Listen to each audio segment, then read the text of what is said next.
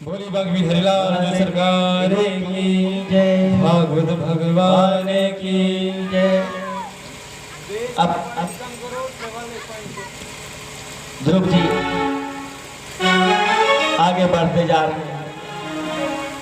मन में उत्कंठा भगवान को पाने की, संशय इस बात का कि भगवान मिलेंगे कैसे और मिलेंगे तो पहचानूंगा कैसे।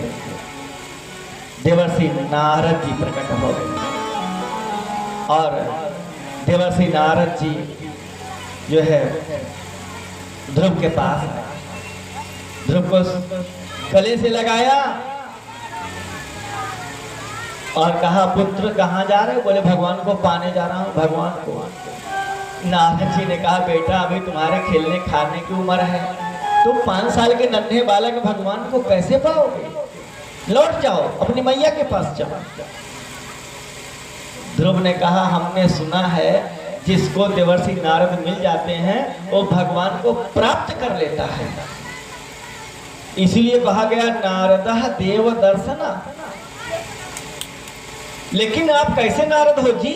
लगता है आप सचमुच के नारद जी नहीं हो, नहीं तो हमको वापस भेजने की बात ना करते, आप तो भगवान से मिलाने की बात करते। लौट जाइए आप, मुझे तो भगवान को पाना है, बिना भगवान को पाए मैं लौटूंगा नहीं। अब नारद जी समझ गए कि ये साधारण बालक नहीं है। उन्होंने तुरंत ध्रुव को मंत्र दिया।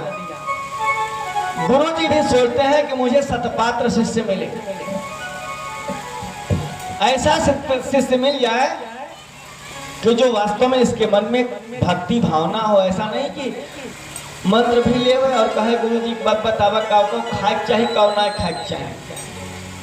मान लो हम होटलों में खाई ले तो पूछते हैं ना, अरे हमेशा गुरु जी के सानिध्य में रहें और समय रहते गुरु बना ही लेना चाहिए। ध्यान देना, जब हमारी सामर्थ्य है और जितनी जल्दी गुरु बना। देखो आज ध्रुव 5 साल का है ना, गुरु जी मिल गए। आज 5 साल का बालक भी गुरु बना लेता है और हम कहते हैं अभी तो हम जवान हैं, अभी कैसे गुरु बनाए? बूढ़े हो जाए, जब हाथ पैर कांपने लग जाएगा तब गुरु जी बना लेंगे ना। तब क्या खाक बनाओगे? न पूजा कर पाओगे, नहा पाओगे, समय ठंडी लगेगी, चारपाई पर पड़े हो, न कोई शुद्धता न कोई कुछ। तो गुरु जी जितनी जल्दी मिल जाए उतने अच्छा। कहते हैं ना कि शीश दिए जो गुरु मिले तो भी सस्ता जान। यदि गुणी गुरु जी मिल जाए तो तुरंत पकड़ लो पाए, कल्याण हो जाएगा। और एक बात बताऊं, जो भी जब तब पूजा पाठ आदि हम करते हैं ना, उसका फल तभी मिलता है जब गुरु जी मिल जाते हैं। और गुरु जी बनाने के बाद ये कभी मत सोचे कि बड़ा नियम पालन करना पड़ेगा, ऐसा कुछ भी नहीं होता है। मन पवित्र तो हमारा हुआ नहीं, गंगा नहाने से क्या होने वाला है? पहले मन को पवित्र बनाओ, गंगा मैया तो आपका कल्याण करेंगे ही, लेकिन मन को भी पवित्र बनाओ। ऊंच नीच का भेदभाव खत्म करो, सबसे प्रेम से मिलो, सबका कल्याण करो, सबके प्रति मन में कल्याण की भावना हो। अब जैसे भगवान को भोग लगाओ तब भोजन करो। जो कुछ भी आप भोजन, जो खाने योग्य वस्तुएं हैं, नहीं कि जो खाने योग्य नहीं उसको भी ना, जो खाने योग्य हैं अर्थात शाकाहारी। अब घर में भोजन जो कुछ बना आप उस पे तुलसी का पत्ता डालो, भगवान का भोग लगाओ, खा जाओ। भगवान आपका दिया हुआ ये सब मिला है, आप ही की देन है प्रभु, पहले आप। इसके बाद आप रास्ते में हो, 2-3 दिन लग रहा है, रास्ते में नहाने की भी फुर्सत नहीं है। तुलसी का पत्ता आप अपने पास रखे रहो सुखा करके, गंगा जल अपने पास रखे रहो। नहाने का अवसर नहीं मिल पाया, कोई बात नहीं, गंगा जल ऊपर डालो 2 बूंद, और इसके बाद तुलसी का पत्ता टिबिया से निकालो, भोजन में डालो। महाराज पहले आप पाओ तो हम पाए, भोग भी लग गया, भोजन भी हो गया। होटल में खाने से धर्म नष्ट नहीं होगा, हाँ जो नहीं खाने योग्य हो उसको खाने से धर्म जरूर नष्ट हो जाएगा। हिंसा मत करो, हिंसा को बढ़ावा मत दो, सबसे प्रेम से मिलो, सबका सम्मान करो, सत्कार करो, यही इतना कर लो, कल्याण हो जाएगा। नहीं अवसर मिला भगवान का गुणगान करने का, ज्यादा कोई बात नहीं है। अगर अवसर है तो 1 घटी आधी घटी, आधी में पुनिया तुलसी संगत साधु की कटय कोटि अपराध। 24 मिनट बहुत होते हैं, उतने ही भगवान की आराधना करो, कल्याण हो जाएगा। अब 24 मिनट नहीं महाराज, 24 मिनट नहीं है तो 12 मिनट, 12 मिनट नहीं है तो 6 मिनट भगवान की भक्ति करो। 6 मिनट में तो आपकी एक माला आराम से पूरी हो जाएगी गायत्री मंत्र की। तो कौन रोकता है मेरे भाई? और उतना भी नहीं हो शायद, कम से कम रात में सोते समय एक बार भगवान का ध्यान करो। हे प्रभु, सारा दिन मैं भटकता रहा, कार्य में संलिप्त रहा, परिवार का भरण पोषण करने की जिम्मेदारी आपने हमें दी है, इसलिए आपका पूजन नहीं कर पाया। क्षमा करना प्रभु, कल्याण करना। हे नाथ, हे राम जी, हे श्याम जी, हे कृष्ण, हे दामोदर, जो भी नाम है आपको याद आ जाए, दामा माई का नाम ले लो, किसी भी रूप में भगवान को भज लो, कल्याण हो जाएगा। अब कौन सा भैया बहुत बड़ा पहाड़ है, सब कहते हैं गुरु भाई कैसे बनना है, भाई जवान है, अब भाई पुरानिया हो ना तो मंत्र ले लिया। ऐसा कभी नहीं करना चाहिए।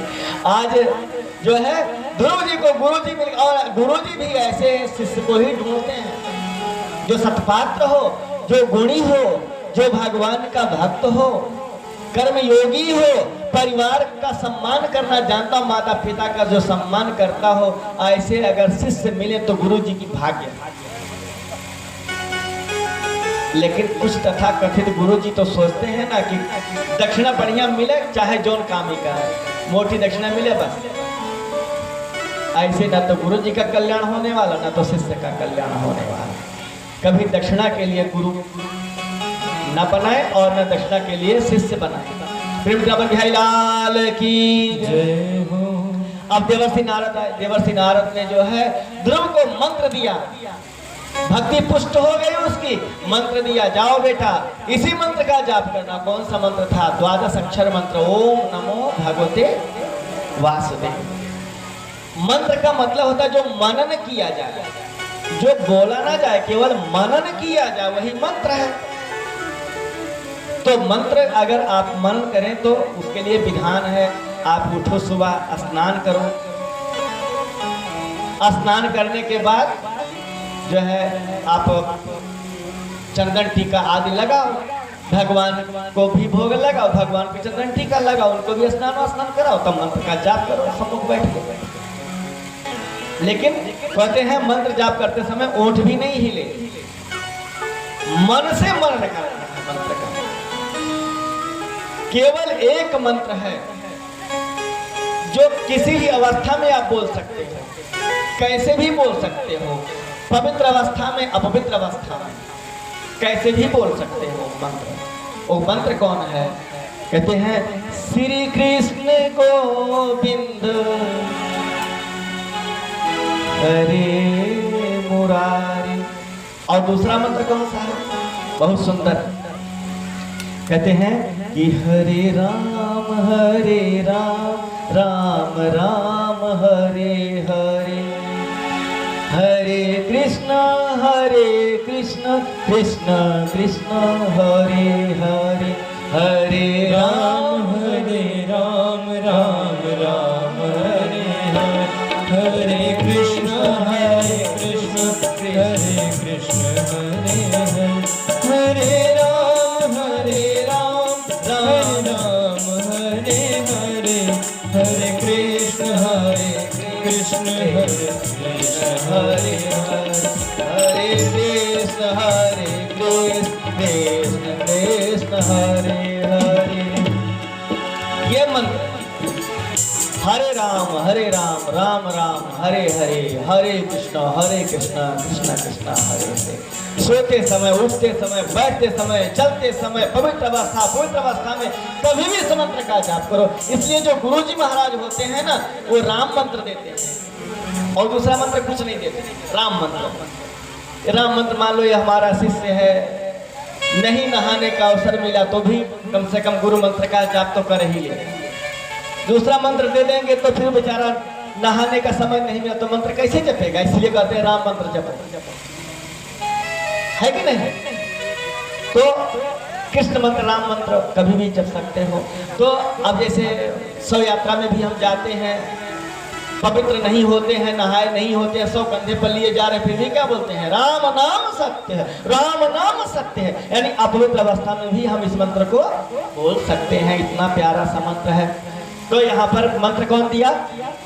द्वादश अक्षर का मंत्र ध्रुव के कान में दिया, बेटा जाओ तुम्हारा कल्याण होगा, सीधे चले जाना। एक सुंदर वन है मधुवन, मधुवन में भगवान का आराधना करना, अवश्य भगवान मिलेंगे। गुरु जी का आशीर्वाद मिल गया। ध्रुव आया मधुवन में, जमुना जी के किनारे पहुंचा, हाथ पैर धोया, थोड़ा जलपान किया और इसके बाद अब गुरु जी का आदेश था कि मंत्र का जाप करना, अपनी जीवा पर अंकुश लगाना, भगवान मिल जाएंगे। 5 साल का बालक आया और इसके बाद थोड़ा सा बेर का फल खा लिया, थोड़ा कैथ का फल जो रुचिकर लगा खाया और संकल्प लिया 3 दिन तक कुछ नहीं खाऊंगा। थोड़ा सा बेर का फल खाया, कैथ का फल खाया और संकल्प लिया 3 दिन तक कुछ नहीं खाऊंगा और तीसरे दिन रात्रि में कुछ खाऊंगा। 1 महीना इसी तरीके से चला उसका। ओम नमो भगवते वासुदेवाय, ओम नमो भगवते वासुदेवाय। अच्छा, यहाँ तो सभी नहा के बैठे हैं ना प्रेम से, तो आइए हम सभी इस मंत्र का जाप करेंगे प्रेम से। ओम नमो भगवते वासुदेवाय, ओम नमो भगवते वासुदेवाय, ओम नमो भगवते वासुदेवाय, वासुदेवाय प्रभु वासुदेवाय, वासुदेवाय प्रभु नादनंदनाय। ओम नमो भगवते वासुदेवाय, ओम नमो भगवते वासुदेवाय, नंद नंदनाय प्रभु नंद नंदनाय। ओम नमो भगवते वासुदेवाय, ओम नमो भगवते वासुदेवाय। 1 महीना बीत गया, भगवान नहीं आए। जब भगवान नहीं आए तो ध्रुव को बड़ा कष्ट हुआ। ध्रुव ने कहा कि मैंने 3 दिन बाद कैथ और बेर का फल खाया है, शायद भगवान इसीलिए नहीं आए। नहीं खाऊंगा, बिल्कुल नहीं खाऊंगा, अब केवल पत्ता चबाऊंगा बस, वो भी 6 दिन के बाद। दूसरा महीना भक्ति का आरंभ हुआ, मंत्र जाप चल रहा है। 6 दिन के बाद ध्रुव ने केवल अब तुलसी के पत्ते खाना शुरू किया, वो भी 6 दिन के बाद तुलसी का पत्ता खा लेता है, बाकी उपवास करता है। अखंड मंत्र जाप चल रहा है, ओम नमो भगवते वासुदेवाय। दूसरा महीना बीत गया, भगवान नहीं आए। ध्रुव को कष्ट हुआ, हे नाथ क्यों दर्शन नहीं दे रहे हो प्रभु, हमारी भक्ति में कौन से खोट आपने देख ली कि जो आपने दर्शन नहीं दिया। प्रकट होइए महाराज, दर्शन दीजिए। लेकिन जब भगवान नहीं आए तो अब ध्रुव को कष्ट हो गया। ध्रुव ने कहा कोई बात नहीं है नाथ, अब मैं तुलसी का पत्ता भी नहीं खाऊंगा। अब तीसरा महीना आरंभ हो गया भक्ति का। ध्रुव ने अब संकल्प लिया 9 दिन के बाद केवल थोड़ा सा जल पान करूंगा, जमुना जी का जल पीऊंगा 9 दिन के बाद। अब जो है 3 दिन के बाद, 9 दिन के बाद केवल जो है वो जल पीता है। तीसरा महीना, लेकिन भगवान नहीं आए। अब भगवान जब नहीं आए तो ध्रुव को बहुत बड़ी पीड़ा हुई कि प्रभु 9 दिन के बाद थोड़ा सा जल पीता हूँ, शायद इसीलिए आप प्रसन्न नहीं हो रहे हो, तो मैं अब जल पान नहीं करूंगा प्रभु, मैं प्रण करता हूँ, मैं जल का भी त्याग कर रहा हूँ। चौथा महीना आरंभ हो गया और ध्रुव ने अब की बार जल भी त्याग दिया और उसने संकल्प लिया कि 12 दिन के बाद मैं केवल हवा लूंगा, हवा पान करूंगा और कुछ भी नहीं चलेगा। महाराज अब तो आप प्रकट हो जाओ। 4 महीना भक्ति का आरंभ हो गया। ध्रुव केवल अब हवा लेता है, वो भी 12 दिन अंतराल के बाद। लेकिन भगवान फिर भी नहीं आए और जब भगवान फिर भी नहीं आए अब ध्रुव रोने लगा। हे प्रभु, मैंने हवा का पान किया, शायद यही मेरी गलती थी, तो मैं हवा भी अब त्याग करता हूँ, अब कुछ भी नहीं ग्रहण करूंगा, अब तो आपको आना पड़ेगा, अब तो आपको आना पड़ेगा। और भक्ति का 5वां महीना आरंभ हो गया। जब 5वां महीना आया तो ध्रुव ने जो है अब सांस लेना भी बंद कर दिया। इधर ध्रुव ने सांस रोकी, उधर चराचर जगत की सांस रुक गई, हवा चलनी बंद हो गई, देवताओं की सांसें रुक गई, सबके प्राण गले तक आ गए, जो जंतु जहां था वहीं स्थिर हो गया। ब्रह्मा जी घबराए, ब्रह्मा जी को लगा कि सृष्टि पर प्रलय आ जाएगी, सारी सृष्टि नष्ट होने वाली है। सारे देवताओं को लेके ब्रह्मा जी सीधे भगवान नारायण के पास गए। भगवान नारायण ने कहा, ब्रह्म देवता किस लिए आए हो, कारण क्या है? ब्रह्मा जी ने कहा कि हे नाथ, नयोम विदामु भगवन प्राण रोधम चराचरस्य अखिल सत्तो धामनः। हे अखिल ब्रह्मांड नायक, हे प्रभु, हे जगत नियंता, हम सभी नहीं जानते हैं, नयो विदामो, बिल्कुल नहीं जान पा रहे हैं कि किस कारण से हम सबकी सांसें रुकी हुई है, किस कारण से हवा बंद हो गई है, हम कुछ भी नहीं जान पा रहे हैं। प्रभु, हमारे प्राणों पर संकट आ गया, हमारे प्राण निकल जाना चाहते हैं नाथ। विधेहि ते तन्नो ब्रजनादि मोक्षम प्राप्ता वयं ताम शरणं शरण्यम। हे प्रभु, आप ही सबको शरण देने वाले हैं, इसलिए हम आपके पास आए हैं। आपको जरूर मालूम होगा। विधेहि तन्नो, भगवान नारायण ने कहा, हाँ ब्रह्मा जी, मुझे मालूम। सबकी सांसें इसलिए रुकी हैं क्योंकि वो महाराज उत्तानपाद का पुत्र ध्रुव मुझे पाने के लिए घोर तपस्या कर रहा मधुबन में। मैं जा रहा हूं उसका दर्शन करने के लिए। चिंता न करो, सब ठीक हो जाएगा। सारे देवताओं ने भगवान के ऊपर पुष्प वर्षा करी और भगवान से कहा कि नाथ, आज ये कैसा आश्चर्य है, कैसी तपस्या वो बालक कर रहा है कि आप दर्शन करने जा रहे हैं। अब तक तो बड़े बड़े तपस्वी, ज्ञानी, ध्यानी आपके दर्शन पाने के लिए तपस्या करते थे, लेकिन आप दर्शन करने जा रहे हैं। धन्य है बालक ध्रुव, धन्य है। भगवान जी आए और इसके बाद ध्रुव तो आंख बंद किए बैठा है। भगवान ने क्या किया, अपनी झांकी का दर्शन ध्रुव के हृदय में पहले करा दिया। ध्रुव गदगद हो गए, भगवान आ गए, भगवान आ गए। भगवान बहुत प्रसन्न हो गया। आंख खुलबे ना करे क्योंकि भगवान को देख रहा, हृदय में चुपचाप बैठा। भगवान घंटे भर खड़े रह गए। भगवान जी ने कहा, ये तो ऐसे बोलेगा नहीं तो मैं करूं क्या? तो भगवान ने उसके हृदय से अपनी झांकी को हटा लिया। जैसे ही भगवान का चतुर्भुज रूप अदृश्य हुआ, हृदय से ध्रुव जाग गया। सामने परमपिता परमात्मा खड़े थे। और इसके बाद अब बेचारा सोचने लगा, क्या बताएं, गुरुजी तो मिले थे, उन्होंने मंत्र दिया था, भगवान मिलेंगे आशीर्वाद दिया था, भगवान तो मिल गए, लेकिन गुरुजी ने भगवान की वंदना तो हमें बताई नहीं, पूजा बताई नहीं। अब तो पूजा कैसे करूं, भगवान को कैसे खुश करूं, ऐसी सोच में बेचारा पड़ा। भगवान को कैसे मनाऊं? हमारी माताएं कभी कभी एक प्यारा सा भजन गाती ना, काव दई के शिव का मनाई हो, शिव मानत नहीं।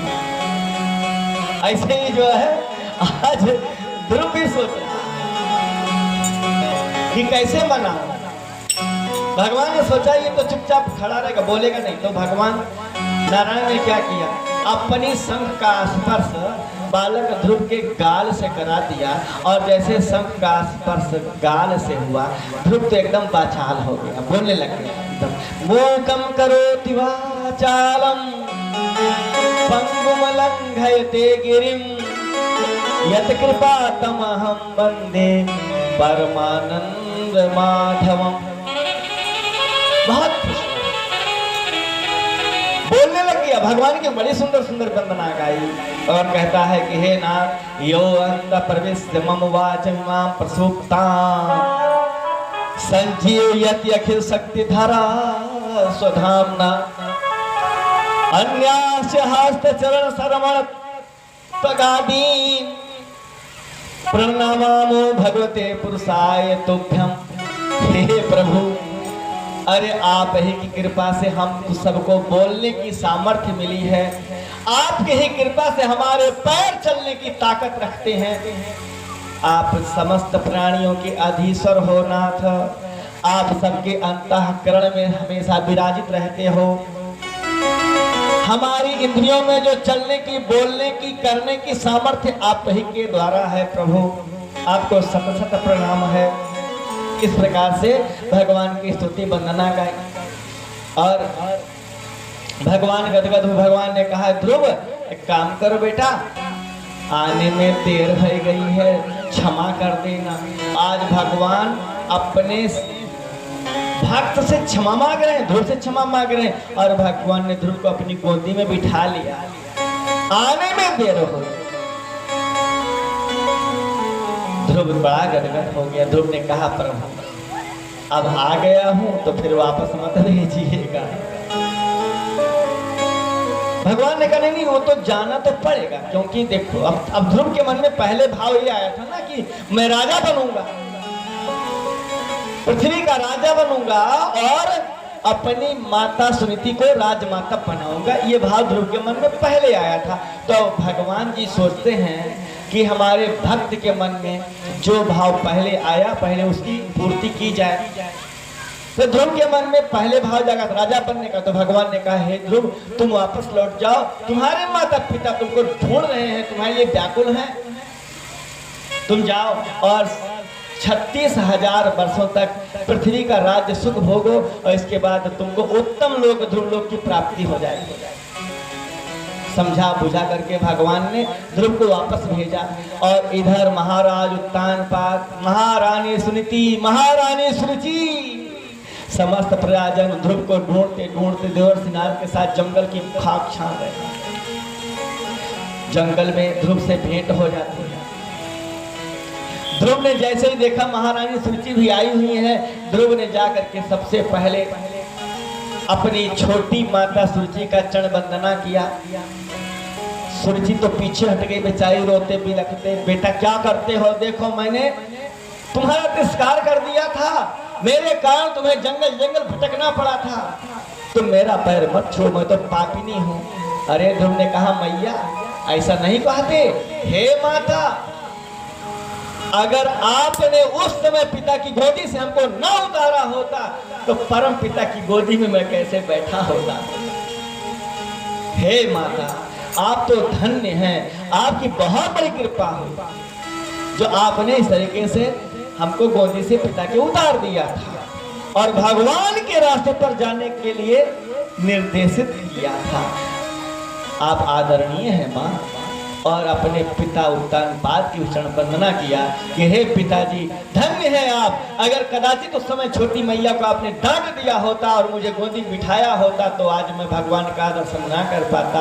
पिताजी धन्य है आप। ऐसे माता पिता भगवान सबको तब जाके अपनी माता को प्रणाम किया। तो इसलिए कहते हैं कि भगवान श्री राम जी भी बोलते हैं कि वही पुत्र भाग्यशाली है जो अपने माता पिता और अपने गुरुजनों का और अपने इष्ट देवता का सम्मान करता है, सत्कार करता है, वही पुत्र भाग्यशाली है। सुनु जननी सोई सुत बड़ भागी, सुनु जननी सोई सुत बड़ भागी, गुरु पितु मात चरण अनुरागी, गुरु पितु मात चरण अनुरागी, गुरु पितु मात चरण अनुरागी, गुरु पितु।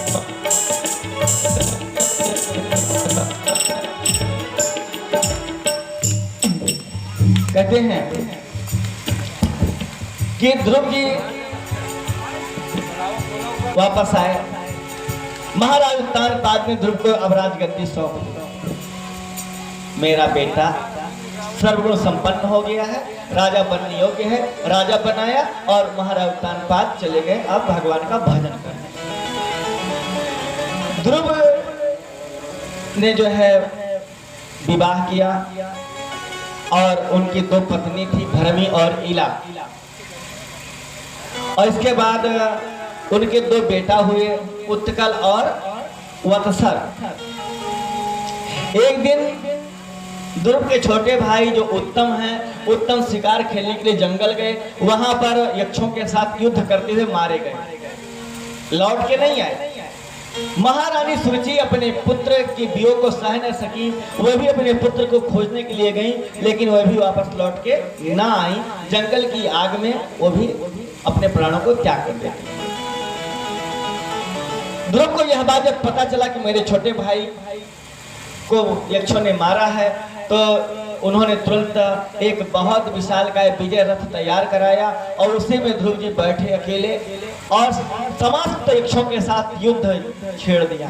बड़े बड़े यक्ष सब सूरवीर मारे जाने लग गए। एक साथ कुबेर थर-थर कांप रहे हैं। ध्रुव का सामना करने के लिए आज कोई भी नहीं आया।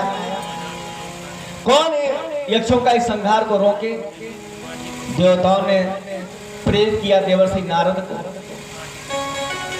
देवर्षि नारद ने महाराज स्वयंभू मनु से कहा कि अब आप ही जाओ, समझाओ। एक बात बताऊं, भगवान का दर्शन करना और बात है, लेकिन सत्संग प्राप्त करना और बात है। भगवान का दर्शन रावण को भी हो चुका था, भगवान का दर्शन कंस को भी हो गया था, भगवान का दर्शन शिशुपाल को भी हो गया था, लेकिन विवेक जागृत नहीं हुआ था। विवेक जागृत होता है जब सत्संग मिलता है। बिनु सत्संग विवेक न होई, राम कृपा बिनु सुलभ न सोई। अब गुरु की प्राप्ति हो गई ध्रुव को, भगवान का दर्शन, भगवान की गोदी में भी बैठ गया, लेकिन विवेक जागृत नहीं हुआ, तो हिंसा पर उतारू हो गया, यक्षों को मारना शुरू कर दिया। कोई जब नहीं आया समझाने के लिए, किसी का साहस नहीं हुआ, तो स्वयंभू मनु को आना पड़ा, जो ध्रुव के बाबा जी हैं, अब बाबा जी, और उन्होंने युद्ध को रोका। बेटा क्या करते हो? अलम वस्त्र अतिरोषेण, अरे बेटा अत्यधिक क्रोध शोभा नहीं देता, तुम तो भगवान के पुत्र, भगवान गोदी में बैठे, मेरे प्राध्यक्षों को क्यों मारते हो?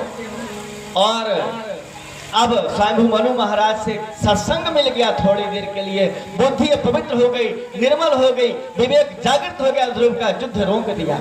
अब यक्ष कुबेर आए। कुबेर ने कहा, राजन आपने युद्ध रोक दिया, हमारे ऊपर बड़ा उपकार किया है, बताओ आपको क्या देते? वरदान मांगो। ध्रुव ने कहा, अब तो कछु न चाहिए, अब तो ऐसा वरदान आप दीजिए जिससे भगवान श्री कृष्ण के चरणों में मेरी प्रीति हो जाए, प्रेम हो जाए। कुबेर ने कहा, तथास्तु। ध्रुव जी वापस आए और इसके बाद अब उन्होंने सोचा कि मुझे कोई आवश्यकता नहीं राज्य की, राज्य का उन्होंने त्याग किया और इसके बाद उन्होंने अपने पुत्र वत्सर को राजा बनाया और इसके बाद सन्यासी हो गए। एक समय ऐसा आया, भगवान का भजन करते करते करते करते 36,000 वर्ष बीत गया और इसके बाद देवता विमान लेकर के आए। ध्रुव से निवेदन किया, महाराज विमान आया है, स्वर्ग चलिए। ध्रुव जी विमान पर बैठना चाहते हैं, तब तक कहीं से एक पुरुष प्रकट हुआ, काला कलूटा पितराल दाढ़ों वाला। उसने कहा, है कहाँ जाते हो? ध्रुव ने कहा, विमान पर बैठ के स्वर्ग जा रहा हूं। उस पुरुष ने कहा, जानते नहीं मैं कौन हूं? मैं मृत्यु का देवता हूं। ये पृथ्वी मरण धर्मा है, शरीर मरण धर्मा है और इस पृथ्वी को मृत्यु लोक कहा जाता है। यहाँ पहले मरो तब स्वर्ग जाओ चाहे नरक जाओ, लेकिन पहले मरो। अब ध्रुव जी ने देवताओं की तरफ देखा, आप कहते विमान बैठो और ये तो कह रहे हैं मर जाओ, अब मैं क्या करूं, मरूं कि चलूं? देवताओं ने इशारा किया। ध्रुव जी ने मृत देवता से कहा कि महाराज हम मरना तो चाहते हैं, लेकिन आप थोड़ा विश्राम तो कर लो, बैठ तो जाओ। और जैसे मृत देवता बैठे, ध्रुव जी मृत देवता के सिर पर अपना पांव रखे और विमान पर आरूढ़ हो गए, सदैव स्वर्ग। ऐसा तपस्वी संत, ऐसा जो है भगवान का कृपा पात्र ध्रुव जी कि आज मृत्यु के देवता के सिर को सीढ़ी बना लेते हैं और सीधे विमान पर आरूढ़ होकर स्वर्ग जाते हैं। वृंदावन बिहारी लाल की जय। इसके बाद महाराज ध्रुव को परम पद ध्रुव लोक की प्राप्ति हुई। आज भी ध्रुव जी जो है उत्तर दिशा में चमकते हैं। आज जो है अनेक देवता वंदना करते हैं ध्रुव लोक। और इसके बाद अब जो है आगे चल करके इनके वंश में एक परम प्रतापी राजा हुए महाराज अंग। अंग बहुत प्रजापालक थे, अंग प्रजा का सम्मान करते थे। लेकिन अंग महाराज के यहाँ जो पुत्र उत्पन्न हुआ उनका पुत्र था बेन। ये मृत्यु की पुत्री थी सुनीता। सुनीता का पुत्र था बेन। अब आप सोचो मृत्यु की पुत्री है तो बेन कितना बढ़िया हो। बेन ने अत्यंत अपराध करना आरंभ किया।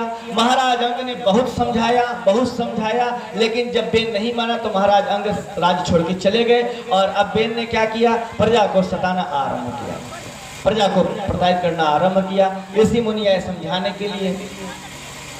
लेकिन बेन ने कहा खबरदार जो मुझे ज्ञान की बात सिखाई मेरा आदेश मानो। ना यष्टव्यम ना दातव्यम होतव्यम दुजा क्वचित इति निवर्यत धर्म भेरी घोषेण सर्वसः। चारों तरफ ये घोष भेरी करवा दो, मुनादी करा दो। आज के बाद किसी देवता के नाम से, ईश्वर के नाम से यज्ञ आहुति नहीं डाली जाएगी। दान धर्म कुछ नहीं होगा। यदि कुछ करना है तो मेरे नाम का होगा, मेरे नाम की यज्ञ कराओ। मैं भगवान हूं, मैं ईश्वर हूं। संत महात्माओं ने बहुत समझाया लेकिन बेन नहीं माना। तब तक महात्माओं की एक हुंकार से महाराज बेन तो गोविंदाय नमो प्राण छूट गया उनका। फिर महात्माओं ने सोचा तो गलती बहुत बड़ी गलती हमने करी। अब देखो महाराज बेन तो रहे नहीं तो पृथ्वी का शासन कौन करेगा। इसलिए अब महाराज बेन के बाएं भुजा का मंथन करना आरंभ किया। पहले जो है पैर का जंघा का मंथन किया। जंघा का मंथन करने से एक काला कलुटा पुरुष प्रकट हुआ, नाटेकर का बौने का धका। उसने कहा हमारा नाम बताओ, हम कौन है।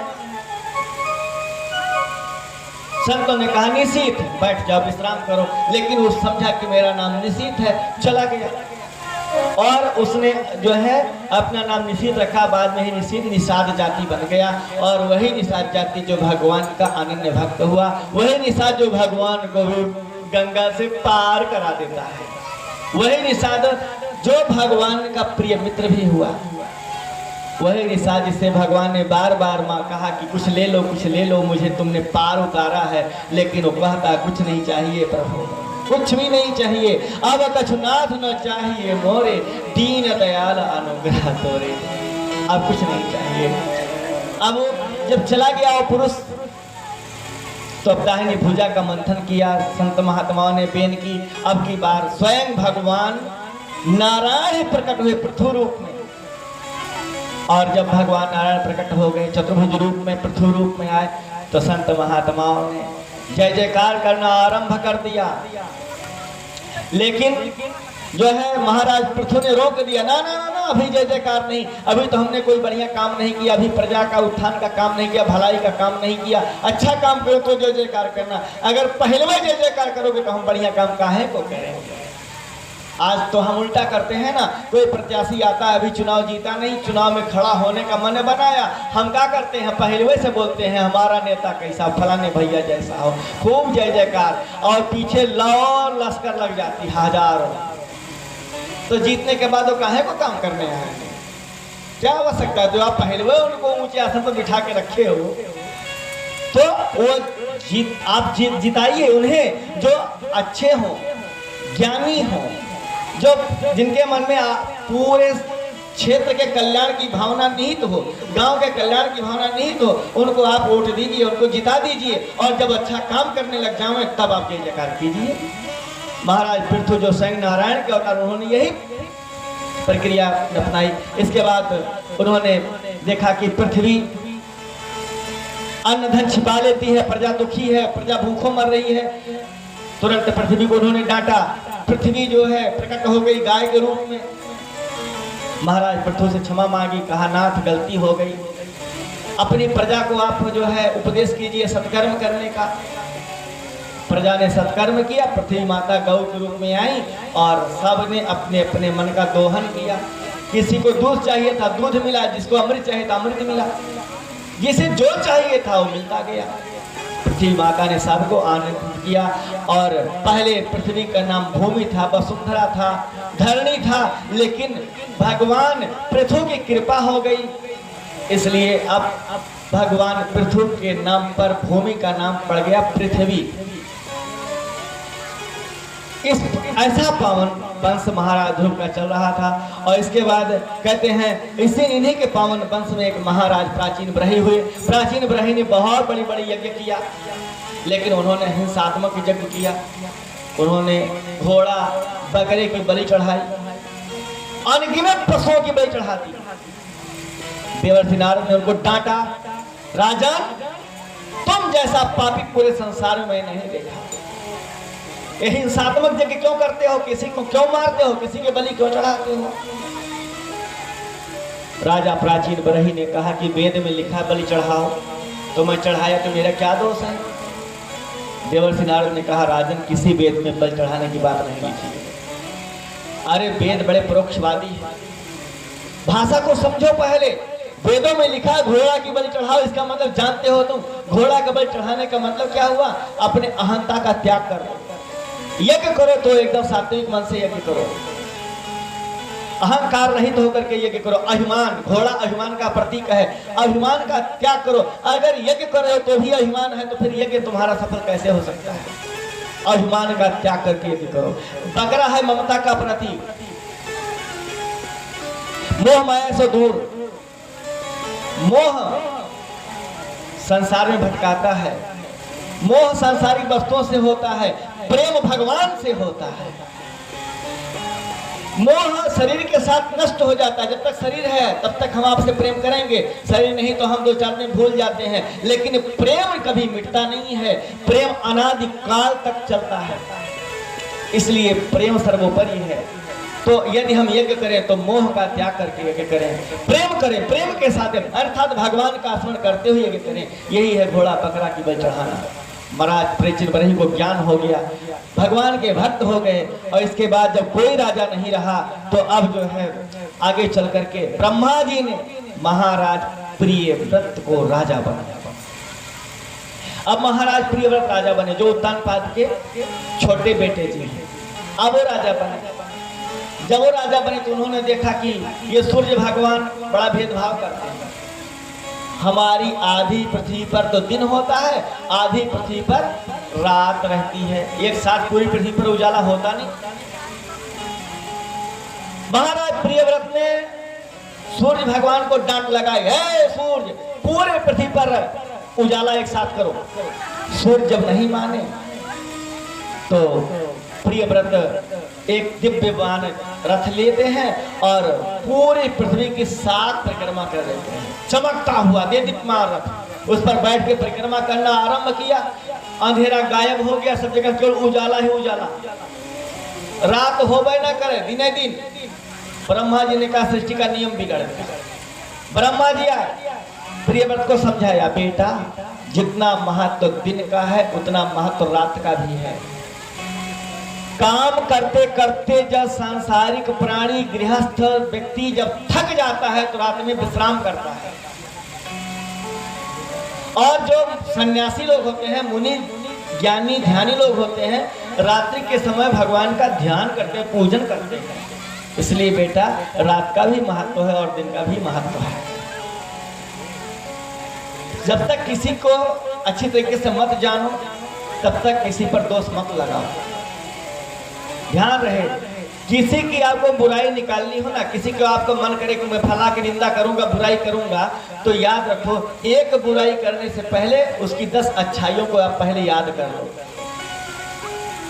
तभी आपको बुराई करने का अधिकार है। आपको पाणी जी की बुराई करना है तो पाणी जी की 10 अच्छाई आपको याद होनी चाहिए, और जब 10 अच्छाई आपके सामने आ जाएगी तो एक बुराई आप करेंगे, अर्थात बुराई करने से आप बच जाओ। तो हम सबसे पहले क्या जाने, कि जो है किस हर वस्तु का अपना अपना महत्व होता है। बात समझ में आ गई प्रियव्रत के, और उन्होंने जिद छोड़ दी और पूरे संसार का क्रम यथावत चलता रहा। रात भी होने लगी, दिन भी होने लगा। और इसके बाद अब महाराज प्रियव्रत ने इस पृथ्वी का जो है 9 भाग किया, और उसमें सबसे पहला भाग था जम्बूद्वीप। और उस जम्बूद्वीप के राजा हुए महाराज आग्नेय। आग्नेय के 9 बेटा हुए। और इसके बाद कहते हैं बाद में उन्होंने क्या किया, आग्नेय ने जम्बूद्वीप के 9 खंड किए और अपने 9 बेटों में बंटवारा कर दिया। जम्बूद्वीप का पहला खंड जो था ना, उसका नाम था अजनाभ खंड। हम जहां पर आज बैठे हैं आप सबके साथ, ये कौन सा खंड है? अजनाभ खंड है, ठीक है ना। जम्बूद्वीप का पहला भाग है अजनाभ खंड। तो कहते हैं कि इसके राजा हैं महाराज नाभि। महाराज नाभि ने मेरु देवी से विवाह किया, लेकिन संतान कोई ना हुई। तो महाराज नाभि ने पुत्रेष्ठ यज्ञ कराया, भगवान प्रकट हुए। भगवान ने कहा कि राजन वरदान मांगो, क्या चाहिए? महाराज नाभि ने कहा कोई वरदान नहीं चाहिए प्रभु। ऋषि मुनियों ने कहा कि महाराज क्या बताऊं, ये पुत्र कामना से यज्ञ कर रहे थे, लेकिन आप जब आ गए तो शर्म के मारे बोल नहीं पा रहे, कैसे कहें मुझे बेटा चाहिए। तो भगवान गदगद हो गए। भगवान ने कहा कोई बात नहीं है, इनका पुत्र बनके मैं स्वयं आऊंगा। लाल की भगवान ने वरदान दे दिया, मैं पुत्र बनूंगा। और वो महाराज नाभ के पुत्र हुए स्वयं भगवान, और नाम हुआ ऋषभ देव जी। ऋषभ देव की कीर्ति चारों तरफ फैलने लग गई। ये बात इंद्र को खल गई। इंद्र ने कहा कहीं ऋषभ देव की कीर्ति पताका बढ़ते बढ़ते हमारे सिंहासन को ही न छू जाए और मैं सिंहासन विहीन हो जाऊं। महाराज ऋषभदेव जो है वो इंद्र के पद पर सुशोभित हो जाए। इसलिए इंद्र ने क्या किया, महाराज ऋषभदेव के राज्य में पानी बरसाना बंद कर दिया, अकाल पड़ गया। ऋषभदेव ने इंद्र को बहुत समझाया, लेकिन इंद्र नहीं मानी।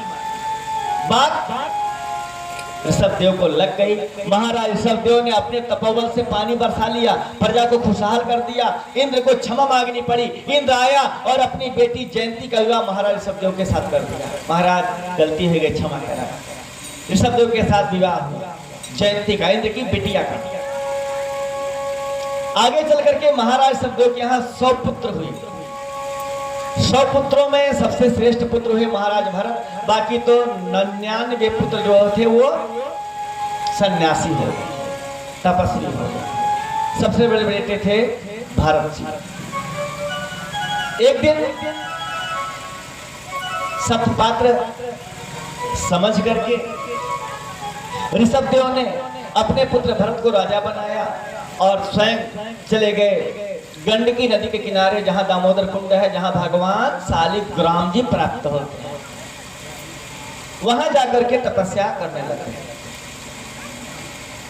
और इसके बाद तपस्या करते करते करते करते सब कुछ त्याग दिया, राजपाट को, अपने पुत्र को राजा बनाया ऋषभदेव जी। और जो है एकदम राज से विमुख लोग आते, तो बहुत बड़े महात्मा हैं, बड़े संत हैं। अब ऋषभदेव जी से कोई हाथ दिखाने की बात, महाराज हमारा हाथ देखा। ऋषभदेव जी जो है उसको सबको भगा देते, किसी कुछ नहीं पता। सिद्धियां आई, हमको स्वीकार करो। ऋषभदेव जी ने डांट के भगाया, हमें सिद्धि नहीं चाहिए, चली जाओ यहाँ से। चाहे सिद्धियां भी चली गई। ऐसे प्रतापी कुल में उत्पन्न महाराज भरत जी को भी एक दिन वैराग्य आ गया। भरत जी ने अपने पुत्र को राजा बनाया और उन्होंने भी राज्य का त्याग किया। अरे बाप रे, हमारे पिताजी इतने बड़े महात्मा हो गए, संत हो गए, राज्य को त्याग दिया और मैं उनका पुत्र होकर के राज्य की माया में फंसा हूं। महाराज भरत भी जो है राज्य का त्याग करके चले जाते हैं नेपाल और दामोदर कुंड के पास बैठ के समाधि में। एक दिन महाराज भरत ने देखा कि एक हिरणी है, गंडकी नदी में जल पीने के लिए आई। शेर की दहाड़, हिरणी बेचारी भागी, नदी को छलांग लगा के उस पार जाना चाहती है, क्योंकि उसका गर्भ से शिशु कहीं नष्ट ना हो जावे। भाग जाती है, लेकिन भागते भागते उसका गर्भस्थ शिशु जो होता है ना, नदी में गिर जाता है। और इसके बाद बेचारी हिरणी नदी को पार करते समय मर जाती है।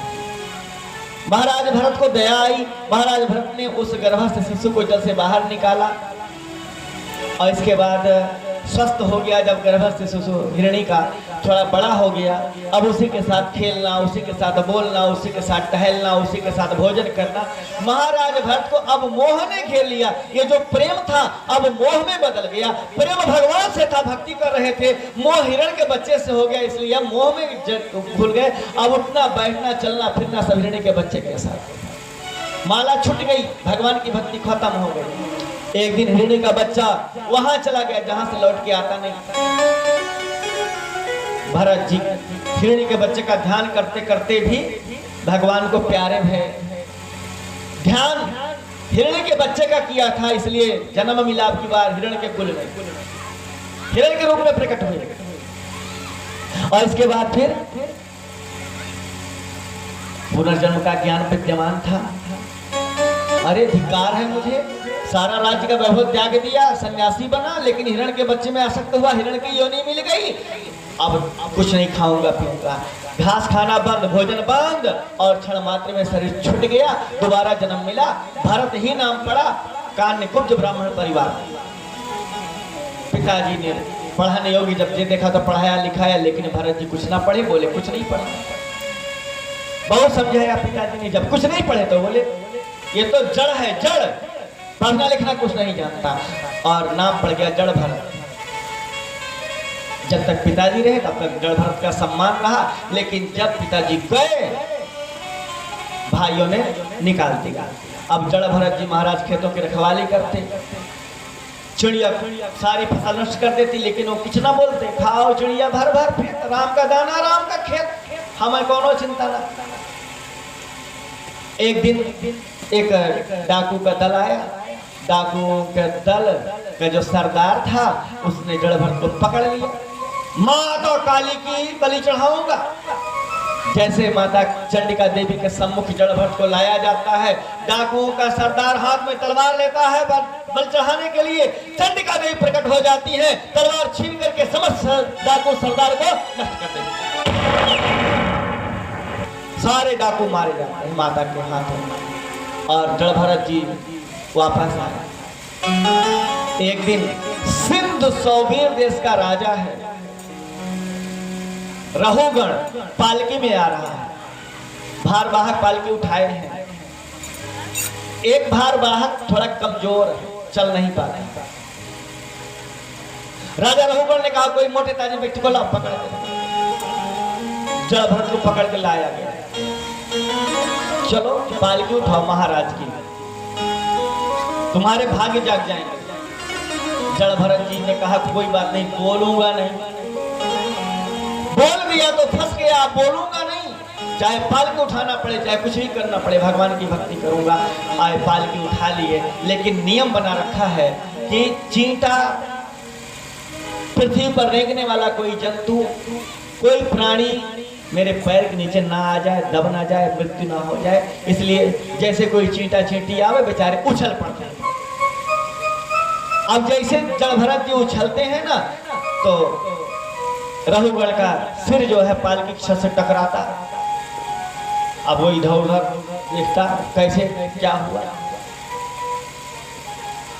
दूसरी बार फिर चींटा आया, फिर उछले, जैसे फिर उछले तब तक फिर उसका सिर टकराया।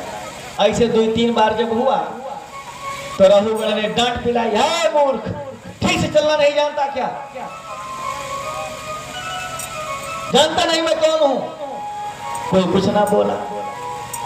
फिर अगली बार ऐसे हुआ। अब की रहुगण ने तलवार निकाली। उसने कहा मूर्ख कहीं का, देखने में तो मोटा ताजा है, लेकिन लगता है तुझे कई दिन से भोजन नहीं मिला है। जानता नहीं मैं दंड देने में साक्षात यमराज हूं। ठीक से चल नहीं तो मृत्यु दंड दे दूंगा। जड़ भरत ने कहा अब मुझे बोलना पड़ेगा। अब तक नहीं बोले थे, लेकिन आज उन्होंने कहा अगर आज नहीं बोलूंगा तो ये सिंधु सौबीर देश का राजा रघुगण सत्संग करता है, बड़े बड़े महात्माओं के पास जाता है। संतों से लोगों का विश्वास उठ जाएगा। लोग कहेंगे काहे का संत, अरे मुझे दंड देगा तो नरक में चला जाएगा। लोग कहेंगे कैसा संत, सत्संग करने से नरक जाना पड़ता है, कोई सत्संग नहीं करेगा। इसलिए अब तो ऐसा कुछ करना पड़ेगा जिससे इसको सदगति हो जाए, ये नरक में ना जाए। इसलिए बोल पड़ते हैं, राजन किसको मारना चाहते हो आप, पिंड को? राजन तुमने दंड देने की बात किसको करी, एक पिंड को? अरे मैं पिंड हूं, ये पृथ्वी एक पिंड है और पृथ्वी पर चलने वाला मैं भी एक पिंड हूं। मेरे ऊपर ये पालकी भी एक पिंड है और इस पालकी में बैठा हुआ एक चौथा पिंड है। राजन आपने कहा कि थक गया है, आपने कहा भूखा है, आपने कहा मोटा ताजा है। हे राजन, दुबला पतला होना, मोटा होना ये शरीर के धर्म है, मेरे नहीं, मैं तो आत्मा हूं। हे राजन, ये तुमने कहा भूख लगी है क्या? तो राजन भूख तो पेट का धर्म है, मैं तो पेट से भी परे हूं। तुम दंड देना चाहते हो, किसको दंड दोगे बताओ? राजन एक पिंड के ऊपर दूसरा पिंड, दूसरे पिंड के ऊपर तीसरा, तीसरे के ऊपर चौथा, चौथे के ऊपर पांचवा, पांचवा के ऊपर छठवां, छठे के ऊपर सातवां, 10वां, 12वां, 20वां, 1000वां पिंड रखते जाओ, रखते जाओ, रखते जाओ। पिंड को कभी थकान नहीं आती। ईंट के ऊपर ईंट, ईंट के ऊपर ईंट, ईंट के ऊपर ईंट। बताओ कभी ईंट को थकान आई क्या? हमारी बहुमंजिला इमारत बनकर तैयार हो जाती है। बोले राधे राधे। कभी पिंड को थकान नहीं आती। तो मैं आत्मा हूं, आत्मा को कभी थकान नहीं आती। अरे तब तक तो रघुगण ने नीचे जैसे देखा, झांका तो जनेऊ दिखाई दे गई महाराज भरत की। तुरंत जो है वो पालकी से नीचे कूद गया, चरणों पर गिर गया। बोले महाराज आप अपना परिचय बताओ, आप कौन हो? आप जनेऊ पहने, लगता है कि आप कोई महात्मा है, कोई ब्राह्मण है। और बताओ महाराज कि मुझे इंद्र के वज्र से डर नहीं लगता, शिव के त्रिशूल से डर नहीं लगता है, मुझे डर लगता है तो केवल ब्राह्मण से। ब्राह्मण पता नहीं कब श्राप दे जाए, इसलिए क्षमा करो, अपना परिचय दो, आप कौन है? इतना जैसे कहा तो भरत जी ने कहा कि राजन तुम हो तो बड़े सत्संगी, लेकिन हो एकदम मूर्ख के मूर्ख। तुम मुझसे मेरा परिचय पूछते हो, मुझे क्या पता मैं कौन हूं? पता नहीं कितने मेरे जन्म हुए, हर जन्म में मेरे नाम रखे गए, उनमें से कौन सा मैं हूं, मैं क्या बताऊं? उसने कहा महाराज एक बात बताओ, आपने कहा पिंड कभी थकता नहीं, आत्मा कभी थकती नहीं है, मैं मानता हूं, लेकिन नाथ के बाद बताओ। जैसे एक चूल्हे पर पटली रखी जाए और उस पाटली में जल में चावल रख दिया जाए और चूल्हे में आप आग लगाओ, आप लगाओ, आग लगाओ, आग लगाओ, जलाते रहो, जाते रहो। चूल्हे के संपर्क में बाटली है, बाटली गर्म हो जाएगी और बाटली के संपर्क में जल गर्म हो जाएगा, जल के संपर्क में चावल पक जाएगा कि नहीं महाराज? एक दूसरे के संपर्क में रहने से चावल पक सकता है। तो नाथ जब शरीर काम करता है, शरीर के संपर्क में इंद्रियां हैं, इंद्रियों के संपर्क में आत्मा है, तो आप बताओ कि काम करता है शरीर तो इंद्रियां थकेंगी और इंद्रियां थकेंगी तो आत्मा भी तो थकेगी ना प्रभु।